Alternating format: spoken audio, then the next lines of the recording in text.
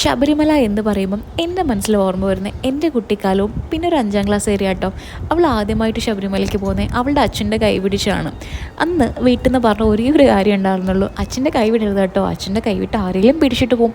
അതുപോലെ വെള്ളത്തിൽ ഇറങ്ങുമ്പോഴും പമ്പയിൽ കുളിക്കാൻ ഇറങ്ങുമ്പോഴും അച്ഛൻ്റെ കൈ വിടരുത് കേട്ടോ, വെള്ളത്തിലായി പോകും. ആ പറഞ്ഞ പേടിയിൽ അവൾ അച്ഛൻ്റെ കൈ വിട്ടതേ ഇല്ല. അച്ഛൻ്റെ കൈ പിടിച്ച് തന്നെയാണ് ആ പടി മൊത്തം കയറി അയ്യപ്പനെ കണ്ടത്. അമ്മ ദേ ഇന്ന് ഈ ഇരുമുടിയൊക്കെ കിട്ടുമ്പം എന്നെ ആ ഓർമ്മയിലേക്കൊക്കെ തന്നെ കേട്ടോ കൊണ്ടുപോകുന്നത്. പിന്നെ ഒരു ഓർമ്മയെന്ന് പറയാനായിട്ട് അന്ന് എനിക്കൊരു കൂട്ടുകാരനെ കിട്ടി. പിന്നെ ഞാൻ അവനെ ഇന്നേ വരെ കണ്ടിട്ടില്ല. ഇന്ന് പറയുന്നതായിരിക്കും വേറൊരു വാസ്തവം.